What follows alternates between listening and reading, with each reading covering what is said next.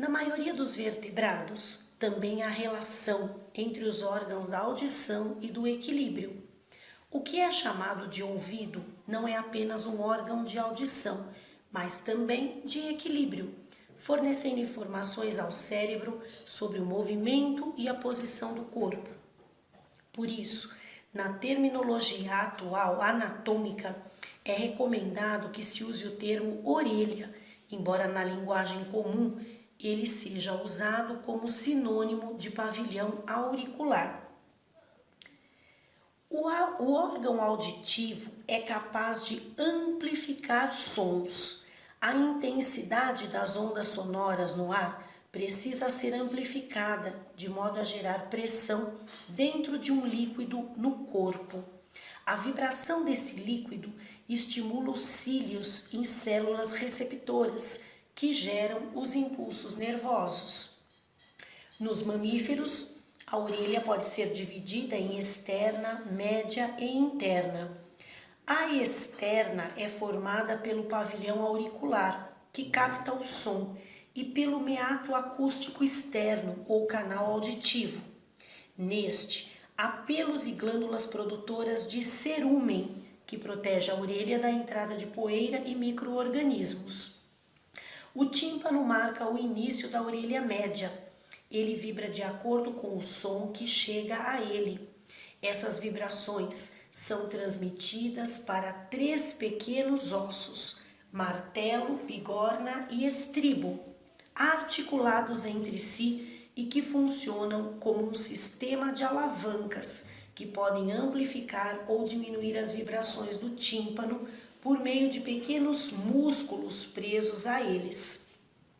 Esses músculos podem frear os movimentos dos ossos, protegendo os ouvidos contra sons muito fortes.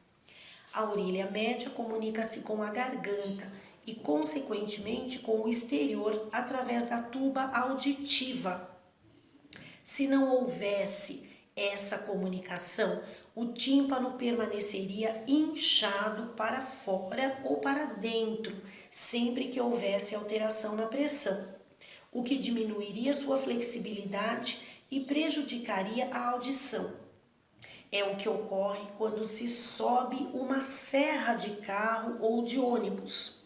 A pressão atmosférica fica menor que a do ar na orelha média e o tímpano é pressionado de dentro para fora e fica um pouco curvado. A saída de parte do ar pela tuba auditiva equilibra as pressões e resolve o problema. De modo geral, isso acontece de forma natural, mas é possível facilitar esse processo engolindo um pouco de saliva ou bocejando, o que faz com que a tuba se abra, facilitando a saída de ar da orelha média e igualando as pressões nas 2 faces do tímpano, que volta a vibrar normalmente. A vibração do tímpano é transmitida pelos 3 pequenos ossos para a janela do vestíbulo ou janela oval, uma membrana que a passa para um líquido no interior da cóclea, que é um tubo enrolado como a concha de um caracol. Nesta, há a membrana basilar, com células sensitivas ciliadas, que se agrupam no órgão espiral ou órgão de Corte na terminologia antiga, e são capazes de perceber as vibrações causadas no líquido pela janela oval, o que faz com que os cílios dessas células se choquem contra a membrana tectorial ou tectórica. O próprio movimento do líquido também estimula os cílios, gerando um impulso nervoso que é levado pelo nervo vestíbulo coclear ao centro da audição, num localzinho ali do cérebro onde o som é percebido. Se a cóclea fosse uma estrutura inteiramente rígida, o líquido em seu interior não poderia se movimentar ou vibrar, pois os líquidos são, por natureza, incompressíveis. Entretanto, ela possui outra membrana elástica, a janela redonda, que se dilata e permite a movimentação do líquido quando ele recebe as vibrações da janela oval. Na orelha interna há ainda o sáculo ou o trículo e os canais semicirculares, que atuam no equilíbrio.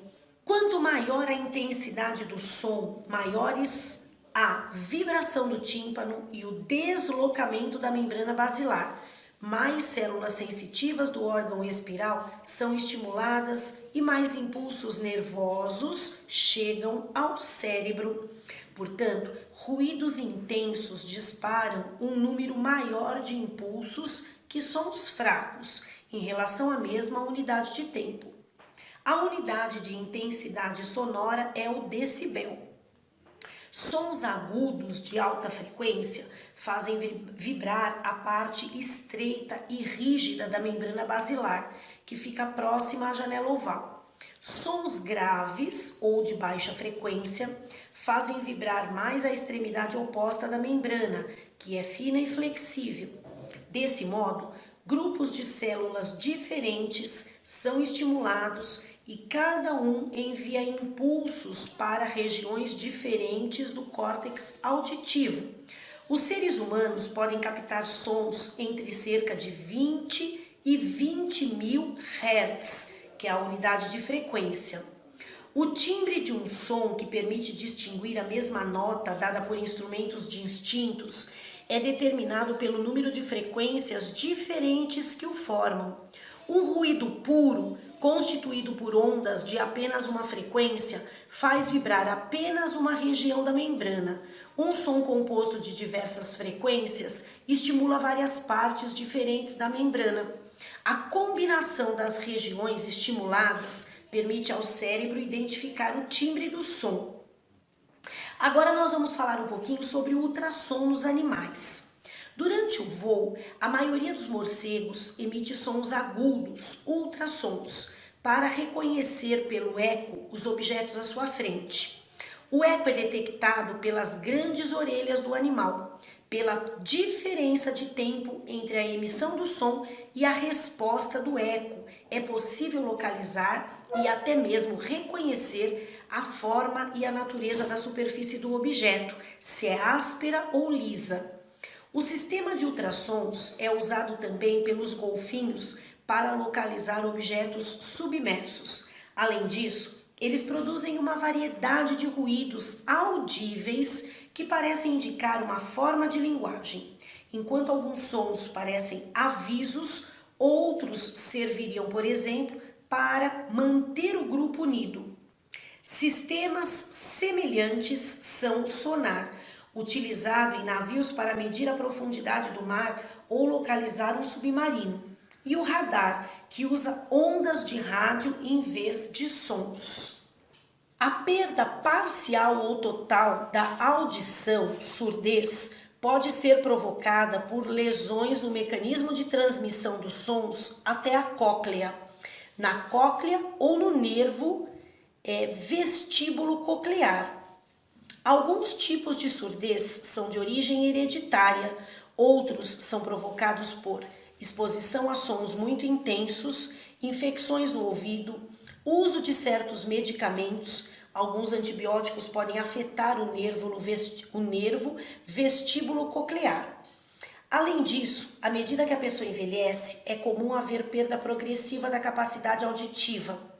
Em certos casos, essa perda pode ser corrigida ou diminuída com medicamentos, cirurgia, aparelhos amplificadores ou implantes cocleares. O utrículo, o sáculo e os canais semicirculares formam o aparelho vestibular ou labirinto.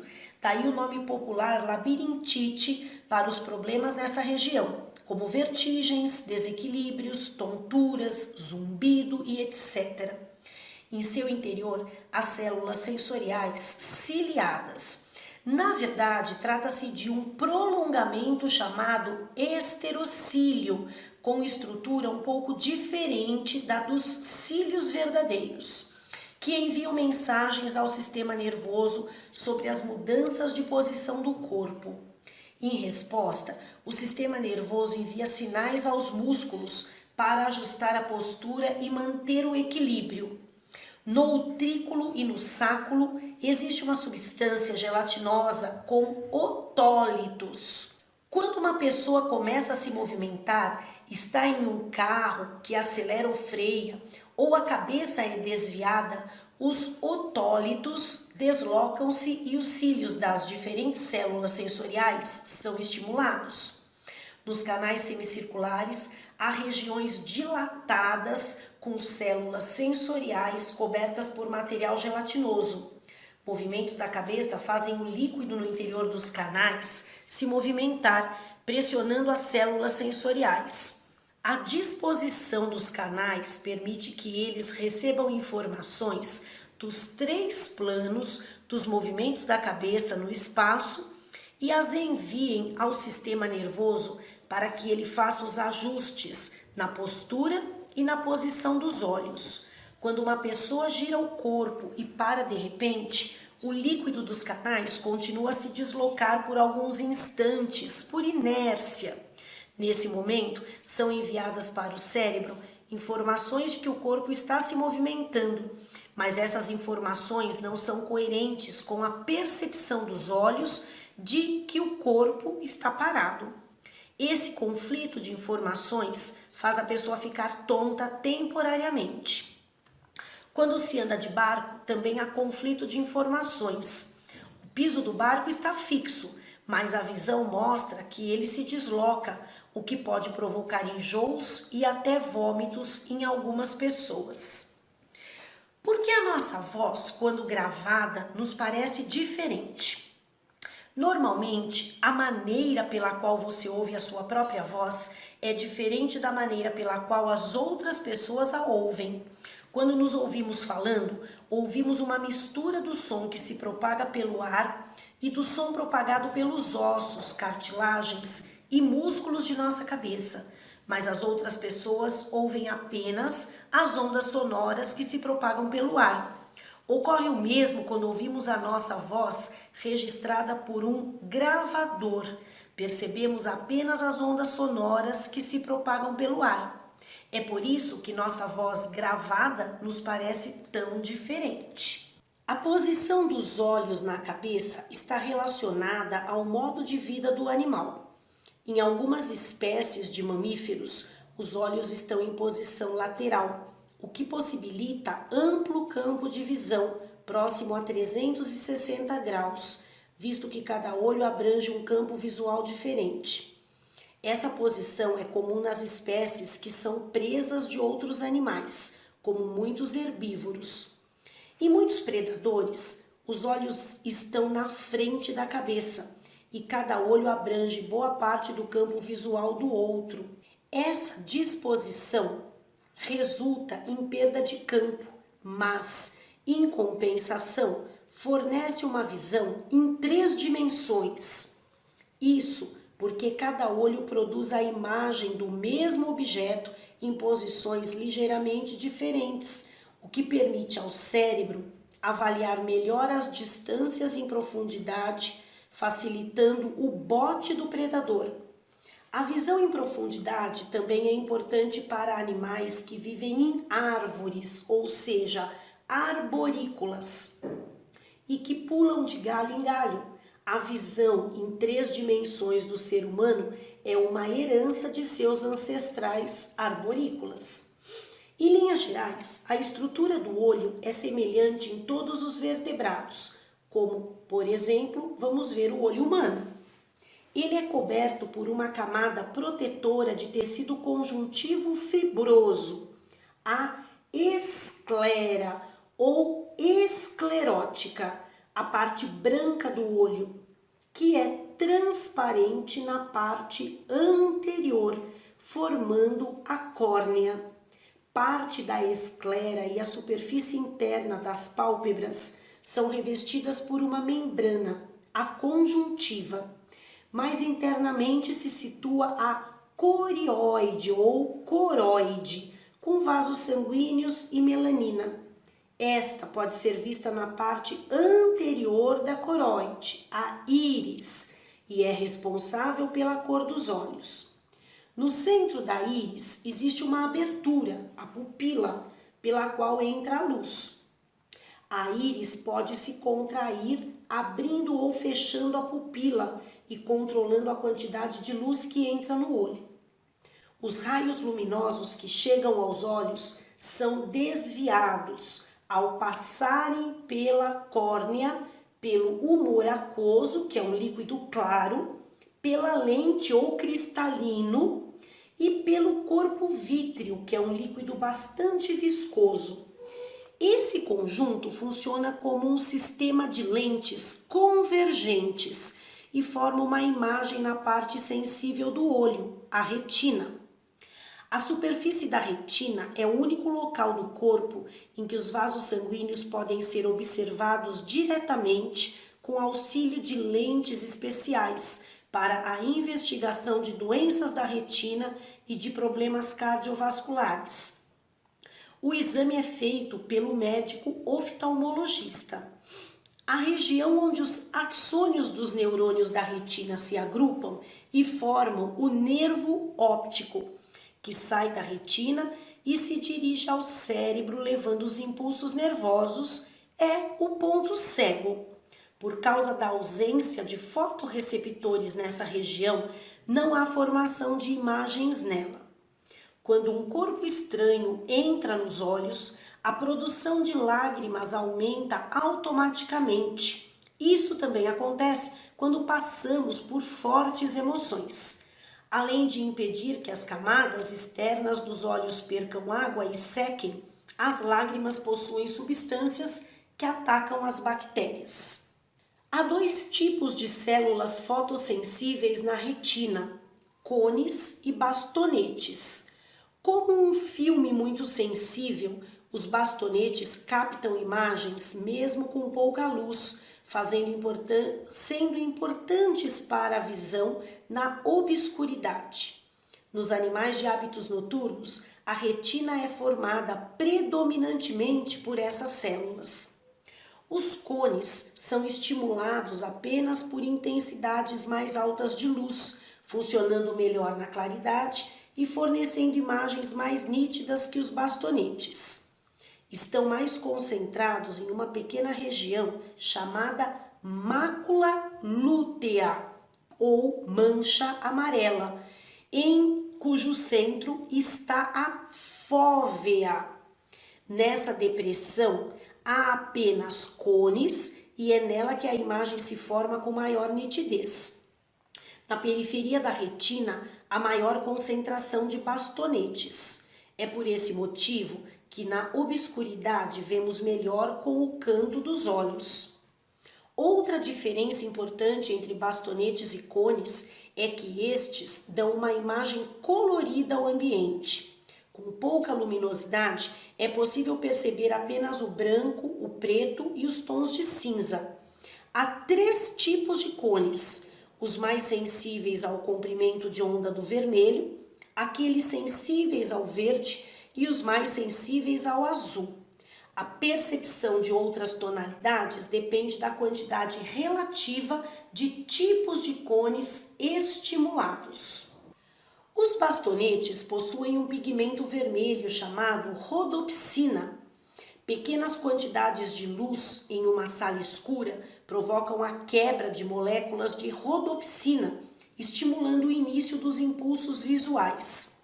A carência de vitamina A no organismo resulta numa produção menor de rodopsina, pois essa vitamina participa da composição desse pigmento. Como os bastonetes são sensíveis a pequena quantidade de luz, o indivíduo passa a apresentar baixa capacidade de enxergar na obscuridade. É a chamada cegueira noturna. Quando uma pessoa permanece muito tempo na claridade, grande parte de sua rodopsina se decompõe. Consequentemente, ao entrar em um ambiente pouco iluminado, ela verá com dificuldade. Com a permanência nesse ambiente, sua visão melhora à medida que a rodopsina é ressintetizada. Nos cones, o pigmento sensível à luz é a fotopsina, também derivado da vitamina A. Vejamos a seguir alguns problemas que podem afetar a visão no ser humano. Presbiopia é a famosa vista cansada. A capacidade da lente ou cristalino de alterar seu poder de refração ou acomodação tende a diminuir com a idade, à medida que ele perde sua elasticidade, provocando a presbiopia, que atinge a maioria das pessoas com mais de 40 anos. A focalização de objetos próximos torna-se difícil, o que pode ser corrigido com o auxílio de lentes corretoras convergentes. Hipermetropia, problema decorrente do fato de o diâmetro do globo ocular ser pequeno demais ou de o sistema de lentes ter pouca refração. Em ambos, os raios luminosos não são desviados suficientemente para que sejam focalizados sob a retina. A imagem, teoricamente, se formaria em um ponto depois da retina. Quando o objeto está longe, a pessoa ainda pode focalizá-lo usando seu poder de acomodação, ou seja, aumentando a convergência da lente. Para objetos próximos, há necessidade de um grande aumento de refração, acima da capacidade de acomodação do olho. Consequentemente, o hipermetrópe enxerga mal de perto. A correção é feita com lentes convergentes, que desviam os raios luminosos de maneira que eles se aproximem, isto é, convirjam. Miopia. Em geral, é causada por um globo ocular muito alongado ou por grande poder de refração do sistema de lentes. Os raios luminosos são focalizados em um ponto antes da retina, onde, se houvesse um anteparo, seria formada uma imagem. Quando o objeto está perto, a acomodação ainda consegue resolver o problema, mas, à medida que a distância aumenta, a lente não pode diminuir mais a sua convergência e o míope passa a ter dificuldade para enxergar de longe. A correção é feita com lentes divergentes, que desviam os raios luminosos de maneira que eles se afastem uns dos outros, formando um feixe divergente.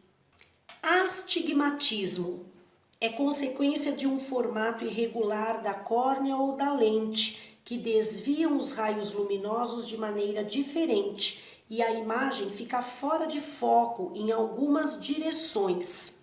A correção é feita com lentes cilíndricas que tenham curvaturas desiguais, compensando a curvatura desigual do olho. Enxergamos a imagem como se ela estivesse borrada. Glaucoma, problema em que o humor aquoso se acumula, o que provoca aumento da pressão intraocular, que pode lesionar o nervo óptico.